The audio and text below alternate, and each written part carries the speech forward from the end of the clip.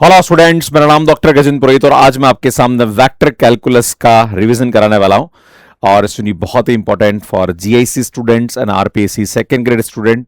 ये सुनिए, पूरे का पूरा टॉपिक आपको रिवाइज मिलेगा। साथ में शॉर्ट नोट्स का जो पीडीएफ है वो आपको डिस्क्रिप्शन में लिंक दे रखा है, वहां से आप डाउनलोड कर सकते हैं ड्राइव के लिंक से।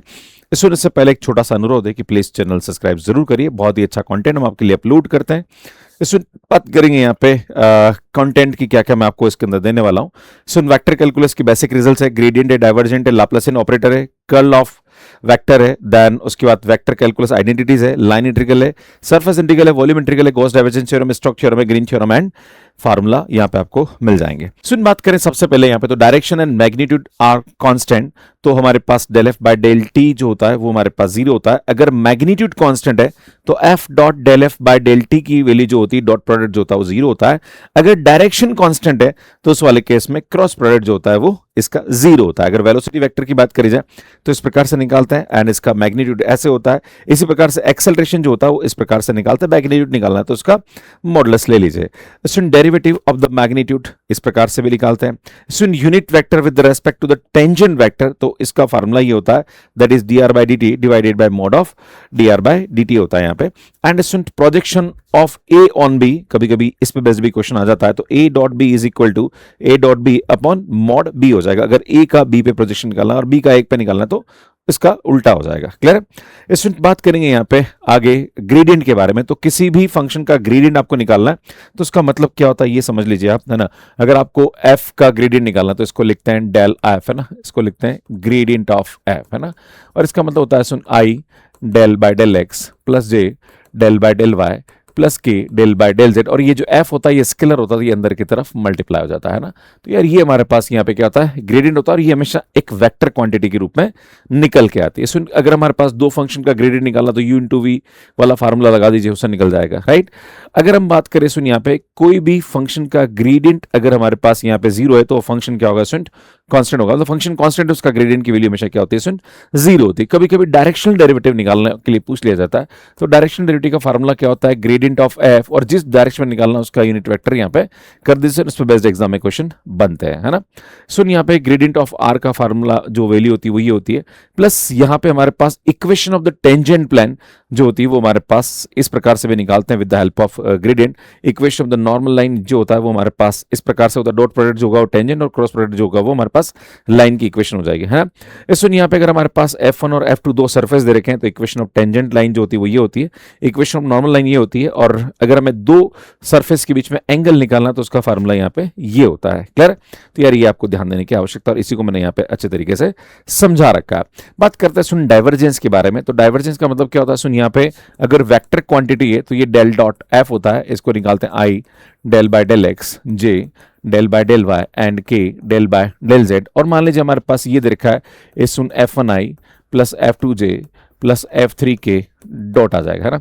अब सुन क्या करेंगे, आई डॉट आई वन होगा तो यार ये आएगा del F1 bye del x, है ना, del F2y del y and del F3 by del z आएगा। तो इसका क्या होता है सुन, इसका शॉर्टकट ही होता है कि आई वाले को x के रेस्पेक्ट में डिफरेंशिएट, जे वाले को y के रेस्पेक्ट में और k वाले को z के रेस्पेक्ट में डिफरेंशिएट करते हैं। अगर किसी स्केलर क्वांटिटी देख, मान लीजिए वेक्टर क्वांटिटी नहीं है, स्केलर क्वांटिटी है, तो उस वाले केस में इसके डाइवर्जेंस की वैल्यू हमेशा क्या होती है भैया, जीरो हो जाती है ना। अगर बाई चांस हमारे पास यहाँ पे डाइवर्जेंस ऑफ एफ जीरो है तो एफ हमारे पास यहाँ पे क्या होता है सुन, सोलिनोइडल वेक्टर होता है। यहाँ पे हमारे पास डाइवर्जेंस ऑफ एफ डेल जी की जो वैल्यू होती है इसके बराबर होती है ना। तो ये कुछ फार्मूले हैं जिनको आपको जानने की आवश्यकता है। सुन डेल क्रॉस एफ मतलब कर्ल के बारे में जाना जाता है। सुन अगर हमारे पास किसी का भी कर्ल निकालना है ना तो यार ये आता है i del by del x plus j del by del y. इस इन सब पे यूट्यूब पे बहुत अच्छे वीडियोस बना रखे मैंने, है ना। इस क्रॉस आएगा यहाँ पे आई F1 प्लस जे F2 प्लस के F3 आ जाएगा यहाँ पे। एंड देन यहाँ पे जब इसका हम निकालेंगे तो सुन यहाँ पे ऐसा निकालते हैं आई जे के एंड देन ये आएगा del by del x del by del y and del by del z. ये आएगा F1 F2 और F3। सुन इसका जो डिटर्मिनेंट होता है वो हमारे पास डेल क्रॉस एफ के बराबर होता है ना। इस यहाँ पे अगर कोई भी हमारे पास दे रखा है curl is an vector quantity होती है, हमेशा एक बार याद रखने की जरूरत है।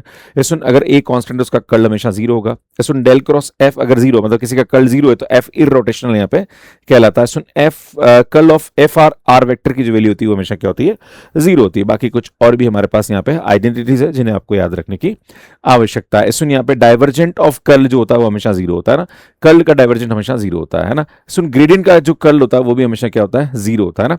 बाकी ये कुछ रिजल्ट्स हैं जिन्हें आपको याद रखने की आवश्यकता है। सुन नेक्स्ट बात करते हैं लाइन इंटीग्रल के बारे में। अगर हमारे पास कोई भी यहाँ पे फंक्शन दे रखा है और आपको उसका इंटीग्रेशन करना है तो एफ डॉट डी आर यहाँ पे इस प्रकार से हम निकालते हैं, जहां पर एफ जो होता है वो कहने के आपको वेक्टर क्वांटिटी में दिया होगा और आर जो होगा उसको हम लिखते हैं i d x plus j d y plus k d z, उसको सिंप्लीफाई करते हैं इस प्रकार से हम यहाँ पे लिख सकते हैं, है ना।